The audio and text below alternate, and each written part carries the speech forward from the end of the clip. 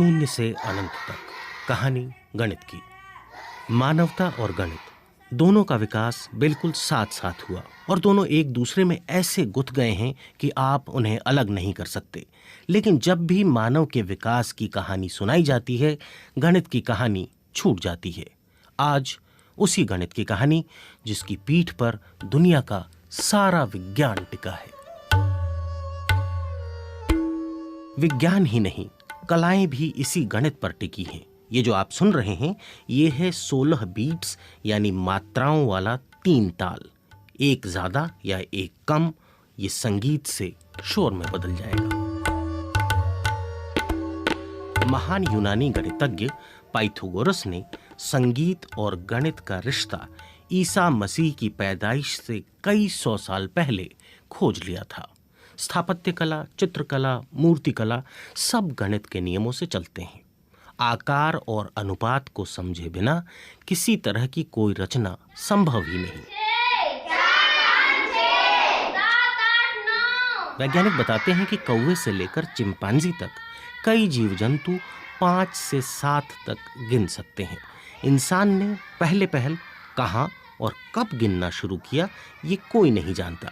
लेकिन सबसे पहले लिखने और अंकों को अंकित करने के प्रमाण आज के इराक, जिसे तब बेबीलोनिया कहा जाता था, वहां और मिस्र में मिलते हैं, जहां लोग अंकों को मिट्टी की पट्टी या भोजपत्र जैसे पत्तों पर लिखते थे।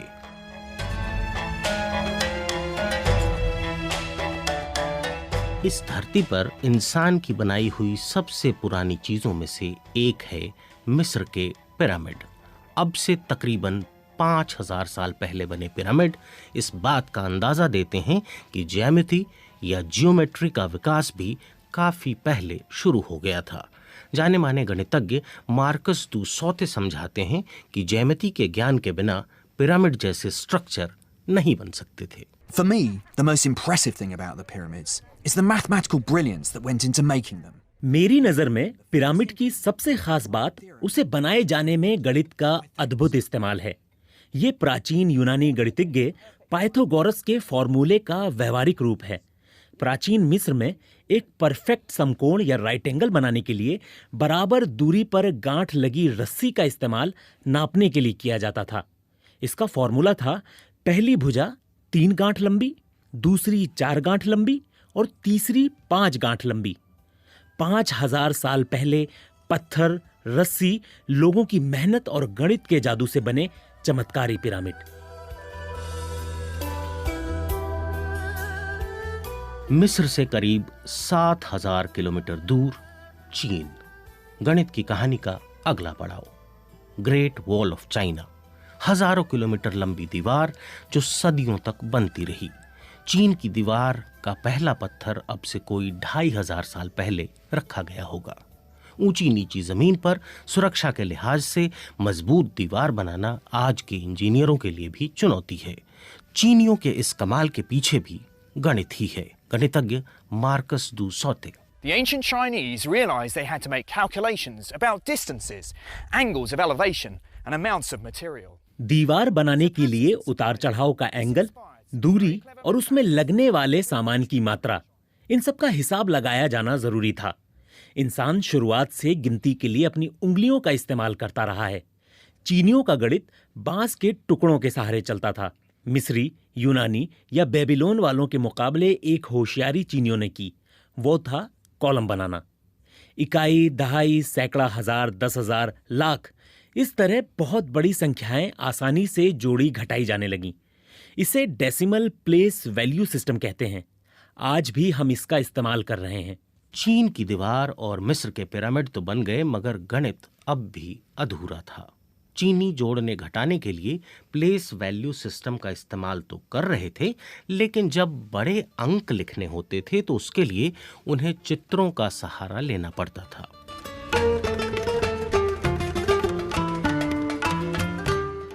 मिस्र, मेसोपोटामिया, बेबीलोन, यूनान, चीन, हर जगह लोग अपने कदमों, हाथों की लंबाई या बित्ते से नाप तोल कर रहे थे। कई पत्थर, कहीं बांस, कहीं मिट्टी की गीली पट्टी या रेत पर हिसाब लगाने की कोशिश हो रही थी। लेकिन गणित की कहानी में सबसे दिलचस्प मोड़ आया भारत में, जिसने गणित की दुनिया और दुनिया के गणित को हमेशा के लिए बदल कर रख दिया।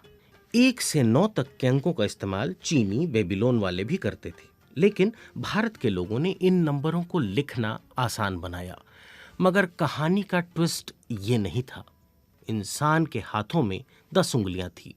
वह 10 और दहाई को भी समझता था, सैकड़े को भी, लेकिन उसे लिखा पहली बार भारत ने, उसे एक अंक के तौर पर भारत ने देखा। मार्कस दुसौते बताते हैं, The Indians transformed zero from a mere placeholder. Bharat ने शून्य को पूरा नया रूप दे दिया।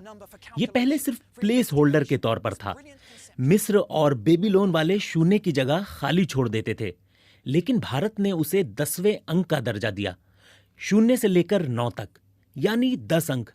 इसके बाद तो दुनिया ही बदल गई। बड़े से बड़े अंक को लिखना, उन्हें जोड़ना घटाना अचानक बहुत आसान हो गया और गणित के पहिए को मानो इंजन मिल गया।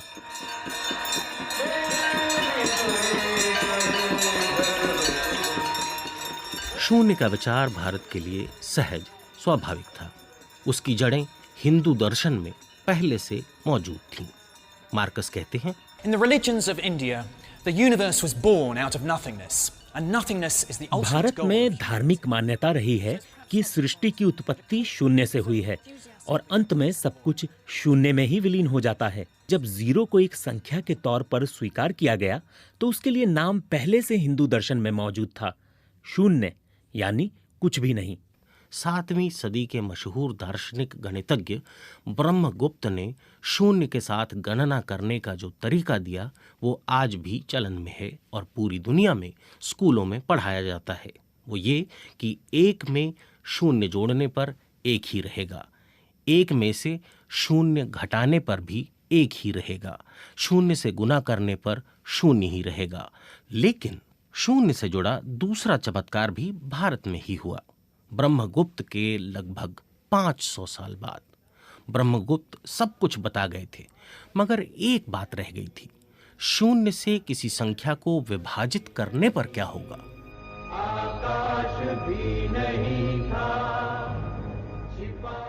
इस सवाल का उत्तर दिया 12वीं सदी के एक गणितज्ञ भास्कर ने।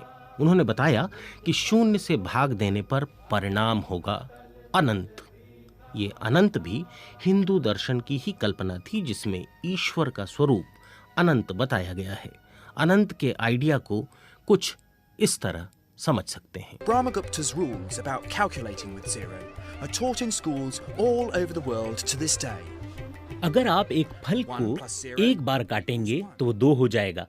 इस तरह 2 से 4, 8, 16 और 32, इस तरह ये क्रम बढ़ता जाएगा और आखिर में जब फल का आकार 0 हो जाएगा, उसके बाद उसे और टुकड़ों में काटेंगे तो अनंत टुकड़े होंगे जिन्हें गिनना संभव नहीं होगा।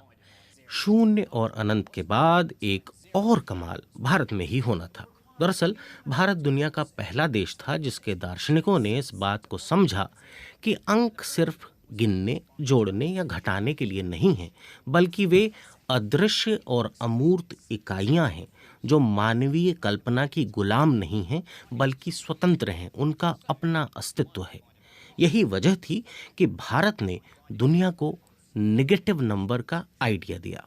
मार्कस दुसौते कहते हैं कि भारत के गणितज्ञ नेगेटिव नंबर के सिद्धांत से परिचित थे। इस मामले में वे यूरोप से बहुत आगे थे। इसे वे ऋण कहते थे, यानी कर्ज। इसी से शब्द बना ऋणात्मक अंक। जैसे 3 में से 4 घटाने पर क्या होगा? वो 0 नहीं होगा, वो -1 होगा। ये विचार भी भारत का था। Now, a plus b the whole squared, right? Okay. So if I have a line, all right, yes, and I have an arbitrary point over here. समीकरणों यानी इक्वेशन का इस्तेमाल यूनानी, मिस्री, बेबीलोन वाले और चीनी भी कर रहे थे और अपने अपने तरीके से कर रहे थे। अंक गणित, ज्यामिति और समीकरण, ये सब आपको अब जटिल लग रहे होंगे। ठहरिए, एक और ज़रूरी चीज़ जो इन सब से जटिल है उसका नाम है त्रिकोणमिति यानी ट्रिग्नोमेट्री। सुनिए मार्कस क्या कहते हैं उसके The बारे में। Indian astronomers could use trigonometry to work out the relative महीने में distance 2 between the bar Earth and जब चांद आधा होता है तो वो सूरज के ठीक सामने यानी सीधी रेखा में होता है।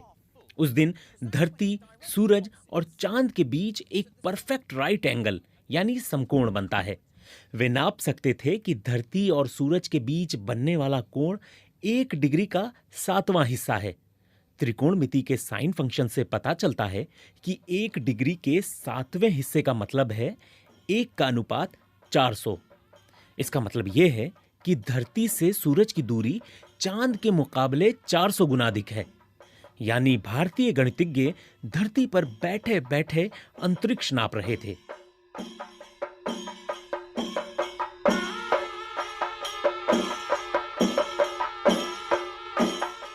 एक भारतीय गणितज्ञ ऐसा है जिसका जिक्र किए बिना यह कहानी पूरी नहीं हो सकती। उनका नाम था माधव। माधव ने यह साबित किया कि किसी भी संख्या को अनंत टुकड़ों में तोड़ा जा सकता है या किसी संख्या में अनंत टुकड़े जोड़े जा सकते हैं। यानी गौर से सुनिए, 0 और 1 के बीच भी एक अनंत छिपा है, ये बताया माधव ने। गणित जिनका विषय नहीं है और इन जटिल विचारों से ऊब रहे हैं, उनके लिए एक जरूरी जानकारी। गणित के सबसे जटिल सवाल पाई का मान क्या है, इसका भी जवाब दिया भारत ने। Marcus. The mathematician Arabayata gave a very accurate approximation. 6ठी सदी के भारतीय वैज्ञानिक आर्यभट्ट ने बताया कि पाई का मान 3.1416 है। इसके आधार पर उन्होंने धरती की परिधि को नाप दिया। उन्होंने बताया कि धरती का घेरा 24,835 मील है, जो लगभग सही है, लेकिन पूरी तरह सही नहीं है। इसका पूरी तरह सही उत्तर दिया 15वीं सदी में माधव ने। माधव ने इसके लिए अनंत का सहारा लिया। पाई के बिना इंजीनियरों का काम नहीं चल सकता। पाई दरअसल किसी भी वृत्त के व्यास और परिधि का अनुपात है। जहां कहीं मोड़ या घुमाव आता है, उसे समझने के लिए पाई की जरूरत पड़ती है। अब देखिए, बीज गणित की तो बात ही नहीं हुई इतनी देर में, जो अरबों की देन है, अल जबरा। क्या करें, समय ही नहीं मिला। समय भी गणित है। ये बेबीलोन के लोग थे जिन्होंने 1 घंटे को 60 मिनट में, 1 मिनट को 60 सेकंड में बांटा। समय की कहानी फिर कभी समय मिलने पर।